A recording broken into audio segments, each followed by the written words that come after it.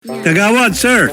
Andito po si Mrs. Sinusumbong po kayo. Tungkol po doon kay Ma'am Christina. May binigay po ba sa inyo mga detalyado? Bigyan ka ni Talia, ma'am. Miss na kita, sabi mo. Agad, miss na din kita. Naku, sabi mo. Magapa ang pechay at kokomelon ko. Kung pwede nga lang kainin ka ng buo kagabi, sabik na sabik, sabi mo. Kapag kinain mo ko ng buo, wala ka nang kakainin. Eh, ibig sabihin, lagi mong kinakain. Kahit mabaho. Katawan lang gusto mo sa akin yung pechay ko. Chat lang yon. So, ibig sabihin, walang nangyari. Umamin na kasi si Pechay. Sir, isa na lang. Sabi mo ngayong A? Ayun. Nakausap niyo na po si Mr. tungkol dito. Denial po siya eh. Si Tanod po, nakausap niyo na po. Hindi ko na po siya nakausap pero sinabi ko na... Kilala niyo po kung sino yung Opo. staff. Nakabantay pa nga po lagi yung tanod kapag magkasama kami sa labas nung asawa ko eh. Pero si chairman po, nakausap niyo na. Hindi po. Si Cap. Si barangay chairman. Hindi po. Naiparating niyo po yung problema. Pinablatter ko na lang po sila. Hindi niyo nakausap si chairman. Hindi kayo nagsumbong. Nag-message po ako kay Cap pero wala pong reply eh. Si Mr. ay sumakabilang bakod na. Sumangkibelang babae po. Tapos Iniwan na po kayo? Ako po umalis kasi po maraming beses na po siya ng babae. Nagkaanak pa nga po siya sa iba eh. Kagawad, sir. Andito po si Mrs. Sinusumbong po kayo. Matapang pa po. Saan po? Tungkol po doon kay Ma'am Christina. Ano pong reaksyon nyo? May binigay po ba sa inyo mga detalyado? Detalya? Okay, sandali po, detalya. Magbigay ka ng detalya, ma'am. Miss na kita, sabi mo. Ang sabi ni Paner, agad miss na din kita. Naku, sabi mo. Magapa ang pechay at kokomelon ko. Ganun bang usapan laging pinag-uusapan nyo? Tapos, kung pwede nga lang kainin ka ng buo kagabi, sabik na sabik, sabi mo. Kapag kinain mo ko ng buo, wala ka nang kakainin. Eh, ibig sabihin, lagi mong kinakain. Kahit mabaho. Mainam talaga yung matagal bago maulit para sabik na sabik, sabi ng kabit mo. Tapos, tiniis mo nga ako, hindi pansinin, di mo ako mahal. Eh sige, gagahasain kita, sabi mo. Katawan lang gusto mo sa akin yung pechay ko. Sabi mo, mahal kita. Kung alam mo lang, hanggat makakaya ko, hindi ako luluhod kay Jo. Ayan po, sir. Yan yung detalye na hinahanap Yun nyo. ang mismong detalyeng Okay, ano gusto po mo masabi niyo marinig. sa detalyeng yun? Sa chat lang yon. Chat lang. So, walang katotohanan po yun. Mahilig sa tumagan. Chat lang yun. Sa chat lang po yun eh. Okay. So, therefore, hindi totoo yun. Yung parang chat-chat lang. Hindi Namahan nangyari. nila isa't isa. So, ibig sabihin, walang nangyari. May nangyari. Pero meron. hindi naman gano'n. Umamin na kasi si Pechay. So, at least, ma'am, inamin din niya. Umaamin ka rin, sir. Hindi. Sabi ka natin, Okay. At least, pareho sila, ma'am. Okay. Ilang beses, sir? Ilang beses? Sir? Dalawa pa yan. Dalawa yata eh. Nagkausap? Consistent. Consistent. Okay, dalawa. Tama, sir. Dalawa din ang sinabi ni ma'am. Yung, Ako, kinakatabi ko na rin eh. okay. Dami tumatawag, pinatay ko cellphone ko eh. Okay. So, sir, tigil mo na, sir, para naman hindi masaktan po yung anak ninyo. Yung anak niyo po, nagrereklamo din. Layuan niyo na po siguro si Ma'am Christina. Okay? Ano naman po, hindi naman po kami nag-ano na. Buhat nung wala na. Ayos siya tumigil eh. Mahilig siya sa A. Ako pa daw po ayaw tumigil. Hey! Ayaw tumanggap ng pasensya yan eh. Sabi ko nga nung nakaraan yan, pasensya na ka ako. Ako napagalit na naman kita. Ano ginawa? Yun lang, Bumalik Dan. ng bahay. Nakakasulasok. Nangihingi po ako ng pera sa kanya, pambaho ng mga bata. Ayan, tingnan niyo. Ayaw magbigay. Selton po. Ewan ko lang po. Okay, sir. Imagine ninyo, lalaki siya. Bakit sa akin pa manghihingi ng pambaon? Umalis na nga ako sa kanya eh. Ayaw niyang pakawalan yung mga anak ko. Humihingi sa akin ng pambaon. Di ba lalaki siya, dapat siya mag-provide para sa mga anak niya. Pero sa akin lahat, inaasa lahat. Uy. Kaya hindi niya ako pinakakawalan dahil... Kagawad siya, may sweldo siya. Hindi nga po kami nakakatikim kahit 5 doon sa sweldo niya. Teka muna. Pero yung kabit niya, napapadalhan niya ng GCash. Oh. So sir, Eh, sir. bakit di ka nagpo-provide para kay Mrs.? Hindi po siya nagbibigay. Kahit December, naghihintay na po ako na magkaroon siya ng sweldo. Ni piso kahit, Jollibee tayo. O yung mga anak, tara, yun po kain tayo kahit sa karinderya lang. Wala po kami nakuhang ganun. Okay. Pero sa kabit niya, bastante ang pulutan, maraming alak, sabay silang nagiinom. Kasi jamming sila pag-iinom eh. Okay. Nakarating na po sa inyo itong problema, Chairman. Si Joe po, yung asawa ni Kagawad, nagpunta po nag-blatter po rito sa barangay. At tukol nga po nireklamo po yung asawa, Opo. si Kagawad. Pero para sa inyo po, ano po yung totoo? Wala po ko makita kasi po ito yung lady natin, malambing lang to Malambing lang. Wala po ko makita pruweba. Ay, Okay. Nakita niyo na po yung mga litrato. Meron po ko nakita hindi mo ako Sa gano'n GC pa po nila yan. Okay. So yung nakita niyo po mga litrato, para sa inyo, lambing lang po yon. Opo, malambing ko kasi ito yung legend ko natin. Ayan, okay. Oo. So, sir, halimbawa po, may misis po kayo?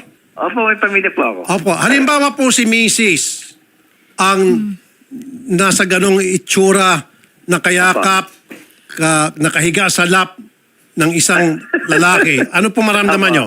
Siyempre mag-selos po ako. So, para sa inyo, lambing pa rin yun? Pagka nakaganon nakahiga sa kandungan, Oh. may meron na pong meaning yon. Exactly. Lalo pa kung halimbawa si Mrs. ay nakahalik sa isang lalaki at tinakpan po ng paypay yung paghalikan nila. Ibang usapan na po yun. Ibang usapan na po yon. Kaya nga po, para sa iyo, ibang usapan na yun dahil hindi ikaw ang concern ay ibang tao, sabi mo lambingan lang. Unfair ka. Hindi ka patas. Dapat sandali sa makinig ka bilang isang barangay chairman, kailangan patas ka. Opo. Kanina, Chairman, pagtawa-tawa ka, sabi mo is lambing lang yon. Wala ka naman nakitang ebidensya na para mapatunayan yung allegation ni Mrs. Kaya nga, nagbigay ako ng example. Kasi sabi mo, nakita mo na yung mga picture, pero para sa'yo, lambing lang yon. Sabi ko nga, paano kung si Mrs. ang nasa ganong sitwasyon, Mrs. mo? Sabi mo, ibang usapan na yon. Opo. Kaya sabi mo, pag si Mrs. ang nasa ganong sitwasyon, may ganong klaseng malitrato, kalambingan ang isang lalaki, sabi mo ibang usapan na yon. Kasi misis mo, kaya hindi ka papayag. Pero pag ibang tao, okay lang. Opo. Okay, good. I rest my case. Ito po, message po ito nila. Sabi po ng asawa ko, miss na kita. Agad, miss na din kita. Naku, maga pa daw ang pechay ni Kabet at ang kokomelon niya. Puro pechay niya, maga pa ha. Miss na nila isa't isa. Yan ba ang lambingan lang? Maga ang pechay? Kokomelon, lahat may pasa? Ano ba ibig sabihin ng pechay, Chairman, saka kukumelon? Sa pangit po, salita na po yan. Ano po? Are. Are po ibig sabihin ng pechay. Yung kukumelon, sir, ano Di mo pa? ba, Senator, are po yun. Ganun ba? Hindi ko alam yan eh. So yan, Chairman, lambing pa rin po yan, hindi na. Iba na pong usapan niya. Ayun. Meron pa po silang Sige, meron. usapan. Sige, basahin niyo po. Kung pwede nga lang kainin ko ng buo kagabi, sabik na sabik daw siya. Sabik na sabik ha, laging sabik. Kapag Hindi, yung sabi eksakto lang po, huwag mo dagdagan, eksakto. Kung pwede nga lang kainin ng buo kagabi, sabik na sabik. Kapag kinain mo ko ng buo, wala ka nang kakainin. Tama po bang usapan nilang magkaibigan lang yun? Iba na ang usapan yan, Joe. Ayun. Magandang hapon po. Magandang hapon rin po. Inaamin nyo ba o dinidinay nyo na kayo po ay karelasyon ni Kagawad Henry Hernandez? Actually, nagkaroon po kami pero hindi po naging kami. Kumbaga, lang po, parang MU, ganun po. MU. May nangyari sa inyo? po. Wala? Meron po. Okay, may nangyari. Buti ka pa, umamin Yes po. ka. Nangyari po sa amin totoo po yun. Totoo yun. Opo. Ilang beses po? Twice. Yes po. Twice, lagi niyong ginagawa sa manukan namin, ang bababoy niyo. Nandoon Hindi ako po lang sa lagi. bahay namin pagkatapos ako nagpapakahirap sa paghahanap buhay, pag-aayos sa mga pamilya ko. Pagkatapos kayo naglalambingan lang doon. May paghahagahasa pa kayo nalalaman. Sabi ng asawa ko, gahasain kita eh. Sabi naman ng paner, katawan ko lang gusto mo sa akin, yung pechay ko, sabi mong ganun. Sabi, mahal kita. Sabi ng asawa ko, mahal kita. Kung alam mo lang, hanggat makakaya, hindi ko luluhod kay Joe. Ano yon? Ang kakapal na mukha ninyo. Nandun na kayo sa likod bahay namin. Ako, nagtatrabaho, naglalaba, naglilinis ng bahay. Yung mga ibang tao, ang kakapal na mukha nyo talaga. Kasi yung ibang tao na awa sa akin, kayo hindi marunong maawa sa akin. Ang kakapal nyo. Kaya kung umalis dyan, alam nyo ba? Hindi ko deserve na kaawaan ako. Hindi ko deserve. Kasi ako naghahanap buhay. Kayo, puro pagpapali ang alam nyo. Sorry sa word ko, pero pangit. Pangit yung ginagawa nyo sa akin. Hindi lang ikaw. Marami kayo. Huwag kang mag-alala. Hindi pa ikaw ang last ng asawa ko. Marami pa kayong darating sa buhay niya. Ikaw lang nandito ngayon, pero madami kayong susunod pa dyan. Alam ko yan. Bakit po marami nagkakagusto kay Mister? Akala po kasi nila ang asawa ko may pera. Ako po naghahanap buhay, alam po ng buong barangay namin yan. Pero siya, ang ginagawa lang niya, Ano pong trabaho niyo, ma'am? meron po kaming tindahan. Oh, okay. Tapos yung tindahan namin yun, nung kapanahunan po nila, lahat po ng kita, kinukuha niya. Ako po nagbabayad, ako nagre-renta, ako nagbabayad ng crew. Ang kapal po ng pagmumukha nila, sila nandun sa ilog, nagpapakasasa, nagiinom, nag-outing. Ako nasa bahay lang. Ma'am Christina, baka gusto niyo pong humingi ng sorry at mag-promise na hiwalayan niyo po itong si Kagawad nang sagay makamove on na kayong lahat. Sorry, alam namin na nagkamali naman kami. Alam naman namin yun. Pasensya na. At kayo po ilalayuan niyo na po si Kagawad. Kung yun po yung kailangan, bakit po hindi? Opo. Kahit po namang layuan niya, marami pa rin po darating na babae sa asawa ko. Ma'am, ako naman po, on my part, I admire you doon po sa ginawa niyong pag-amin para hindi na po mahirapan pa back and forth magdidebate kayo ni Ma'am, ni Mrs. Hernandez, yung agad-agad, outright inamin niyo na may nangyari na unlike doon si Chairman na talagang sinusubukan niyang pagtakpan ka at pagtakpan si Kagawad. Kayo po hindi na, wala na maraming chechiburechi, agad kayo umamin. For that, I appreciate you, ma'am. Kaya tapos humingi pa kayo ng sorry, huwag niyo na po ulitin. Tama? Okay. Kasi, Paner, alam mo, di ba? Kalat na kalat to sa buong barangay. Ang kapal ng pagmumukha nyo, sa barangay nyo nga ginagawa yung paglalampungan ninyo ng asawa ko eh. Hindi pa nahihiya kayo ngayon na ikalat natin to? Eh, ako na nga lang hindi nakakaalam sa lugar natin yung pinaggagawa nyong kalokohan. Paano niyo naman nalaman, ma'am, nakalat sa buong barangay ninyo? Sir, kasi yung mga tao doon, pag may ginagawang kalokohan, ng bababayang asawa ko, sa loob pa ng barangay talaga. Tapos, hindi po nakakarating agad sa akin. Hindi po sila nakakapagsalita nang wala akong matibay na ebidensya na iaano sa kanila. Pero ito na nga po yung point na dumating po sa akin lahat yung mga ebidensya na wala na po, umuo na lang po sila. Yung likod bahay po, yung manukan po namin, meron pong daanan doon sa likod. Nung umuwi po ako doon, tinanong ko lang yung isang lalaki. Sabi ko, dito ba dumadaan yung kabit ng asawa ko? Wala pong tanggi. Sabi niya, opo. Okay. Chairman, Sir. okay, umamin na po si Ma'am Christina. Opo.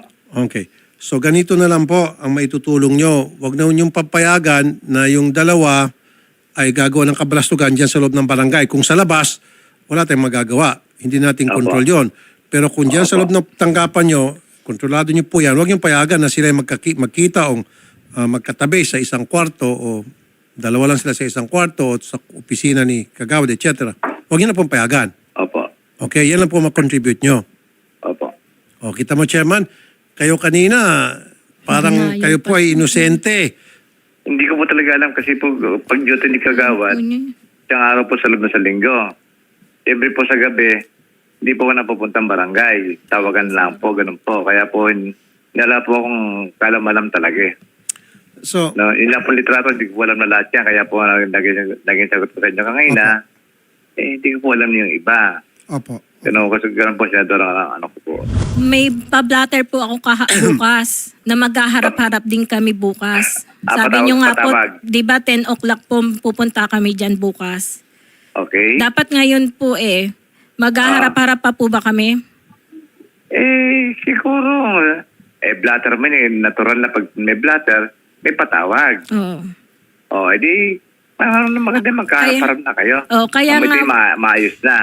opo, kasi kaya naman inuna ko po dito kay Tulfo kasi alam ko nga ganyan, magdi-denial din kayo. Pag ako nandyan, walang saysay na pupunta pa ako dyan. Kung dito pa lang, narinig nga namin, umpisa pa lang, i-deny nyo na yung tungkol sa dalawa.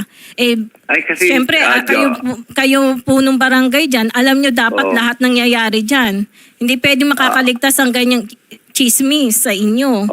Hindi, Kung ang lahat meron akong- alam. Oo. Kasi gamaya sa gabi, pag duty nila, wala ko rito sa gabi. Kaya wala akong malay. Ganyan lang ko na nauuhaan ko yung lahat-lahat no? Makita ko yung ibang picture, parang akin naniniwala na. Nasa employee GC nyo nga po yan eh. Nasa employee GC nga po ng barangay yan Barangay eh. employee. Opo, barangay employee GC po yan. Diyan po nakuha yung mga pictures na yan. Paanong hindi po, maliban lang po dito sa nakamotor, pero lahat po yan nasa barangay employee GC nyo. Meron ako nakita sa picture sa Yung employee. iba pa nga po nawala eh. Marami pa po yan. Yung mga ibang picture, nabura na daw po. Chairman, Opo. so magkakaroon ng pagkaharap dyan po sa barangay. Opo. Okay. Si Mrs., yung kanyang mister, and then of course, yung pong Tanod. si Tanod. Opo. Total, umami naman po si Tanod. So, subukan niyo po silang pag-usapin and then at the end of the day, you have to make a decision kung ano pong nararapat na action na gagawin nyo sa sumbong. Ano po? Opo, Senator. Since ito po ay usapang pambarangay, babalik ko muna sa inyo. Sige po. Bilang pagrespeto sa inyo po, as a courtesy to you. Opo. Pero kung nakita ko na hindi maganda inyong aksyon, hindi favorable dito sa kay Mrs. or bias po kayo at dihado si Mrs., babalikan ko kayo, Chairman, sir. Opo. Opo. Ang gusto ko po sana, sir, mapatanggal yung Tanod, matanggal na rin sa barangay. Chairman, request po ni Mrs. si Tano daw tanggalin. Opo. Sige po. May anak na gusto magsalita. Ito ba? Hello po, Senador. May gusto ka rin sabihin, boy?